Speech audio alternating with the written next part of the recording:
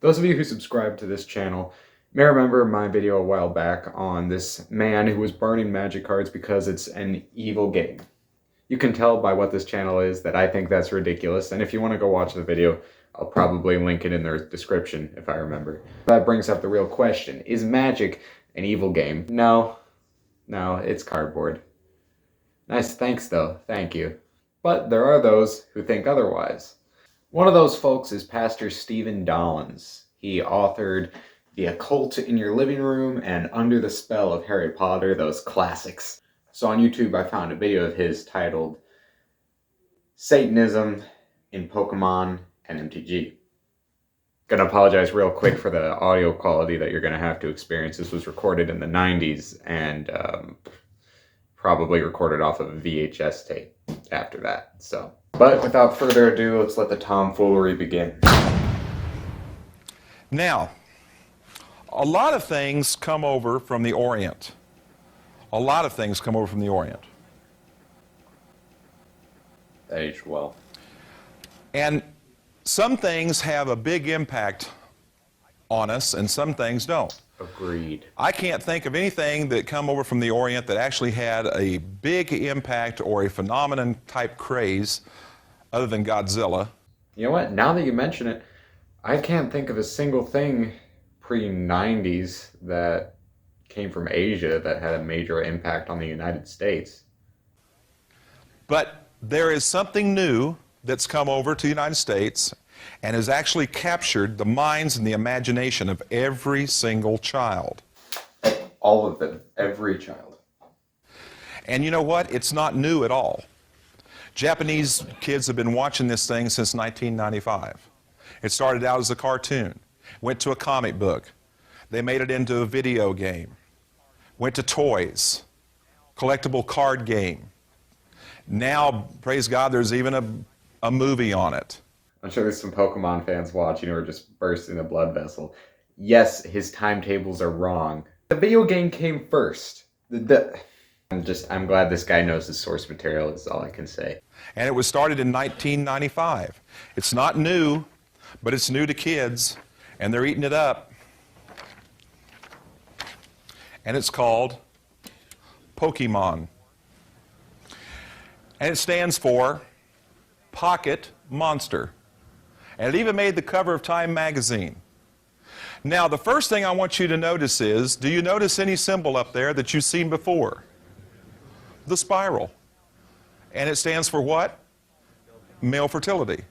That's really what a spiral means? You learn something new every day, I guess. That doesn't mean anything, though. Somehow I doubt that's what it means with this Pokemon in particular.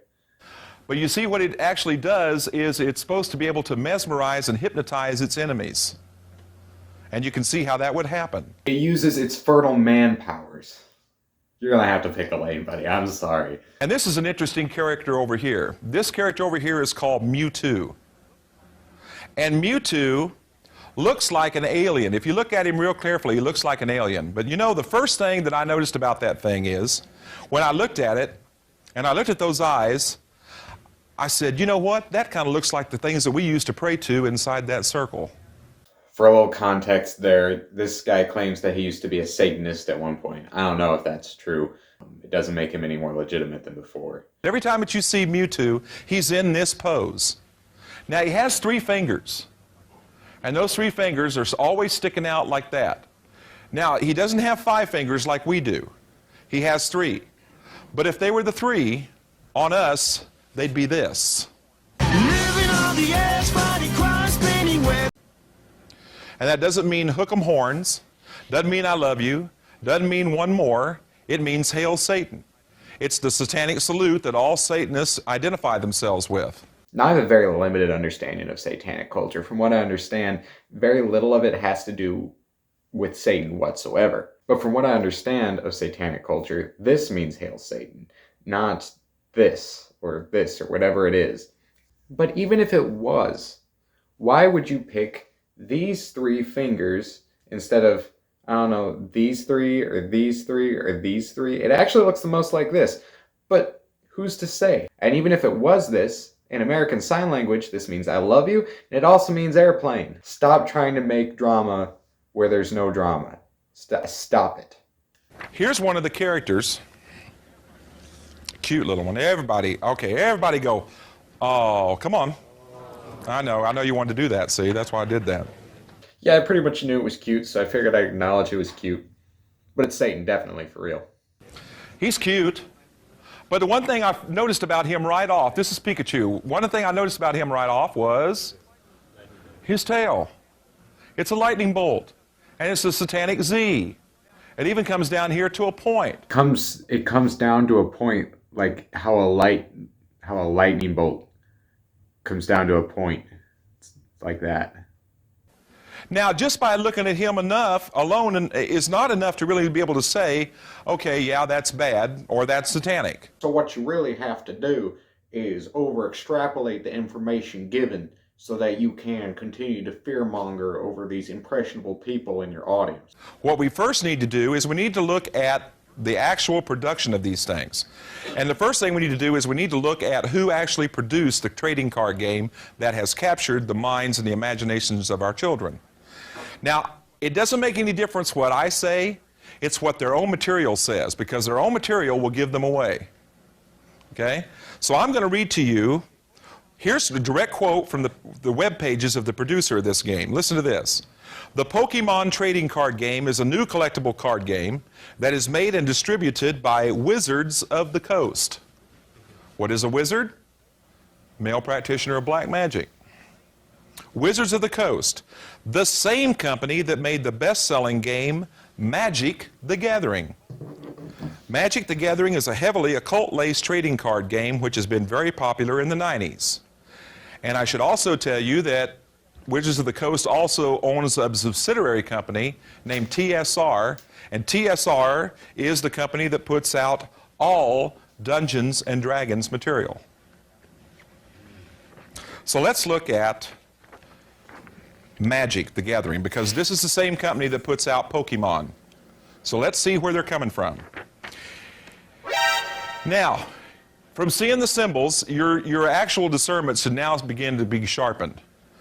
How many see a circle? I do. In fact, I see 5.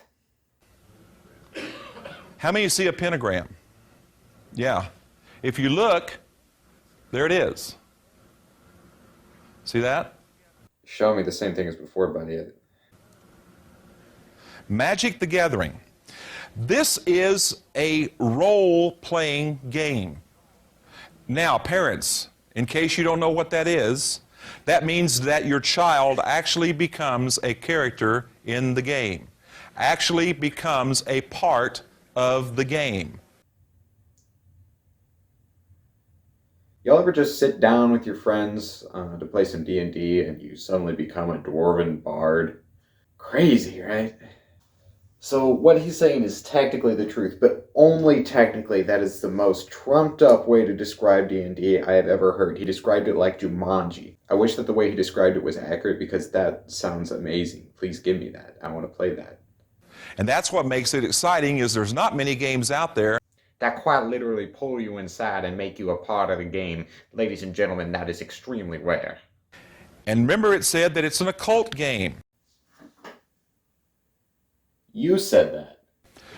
One of the dangers of this thing is, being a role-playing game, is that it's played with the mind. Oh, okay, so it's played with the mind. What we need are mindless games. Gotcha.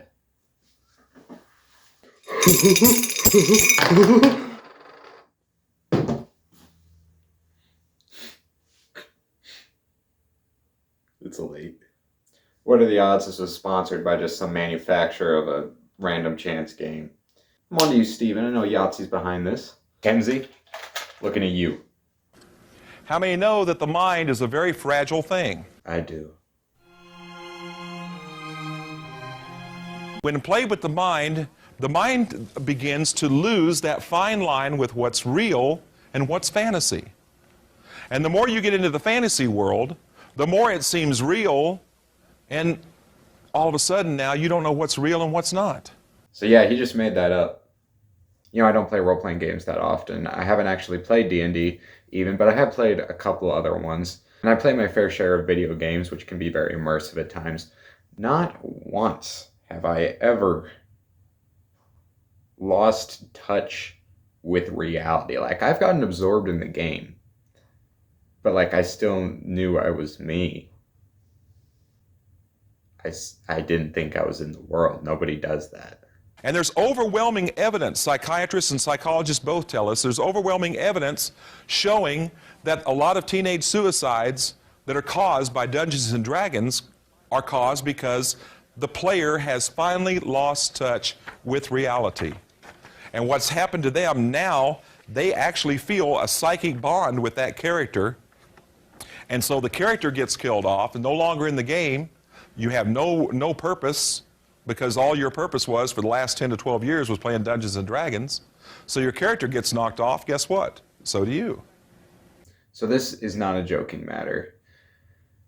If a person were to get so deeply involved in Dungeons and Dragons, where it is the only thing they do and the only purpose in their life, that is inevitably dangerous. It doesn't matter what it is. If that is all you do in your life, absolutely it's going to be unhealthy. He said that psychologists said that suicides due to Dungeons and Dragons were because they had lost touch with reality.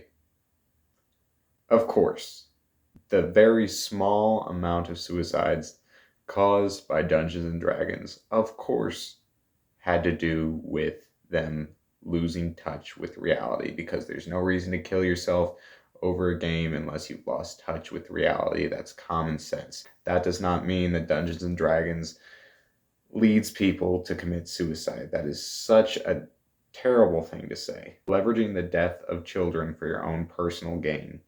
What a terrible thing to do. This man is going out of his way to scare these people for attention. I mean, that's why they're there. I'm sure he's paid for it. What a terrible thing to do.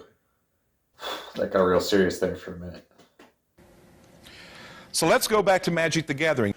There was a news clip that I read about 2 weeks ago that spoke of a young boy in Maine. I don't remember what the town was, but it was in Maine.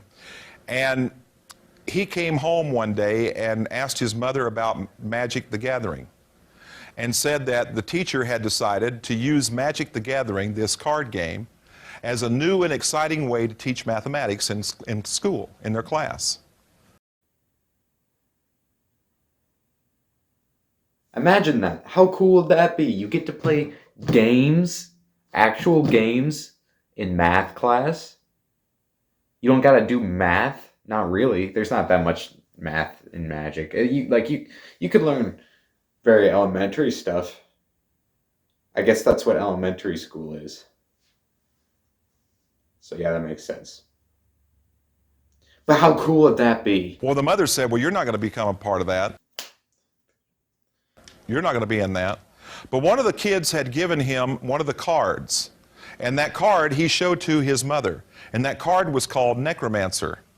So this video was made long enough ago that he could have just said a name of a card and it could be pretty expensive. So I was going to do this bit where I look up the card and see the price of it. And I was going to be like, whoa, that poor kid who got the card taken away from him by his mom. And then I looked it up and it doesn't exist. There's just not a card called Necromancer. He just made that up. So I didn't have to write a bit. He just kind of did it himself. And on that card, it showed spiritual beings actually being risen up out of the ground, out of their grave. And then he asked his mother, what does summon mean? And she said, why do you ask that? And she said, he told her, he said, because all the kids on recess go outside on the school grounds, pick up huge sticks, wave them in the air, and say, spirits, enter me. One, that's just kids being stupid and playing around. And two, I'm pretty sure you made that up. Because you've made a lot of stuff up so far, and I don't trust you. True. Oh, okay.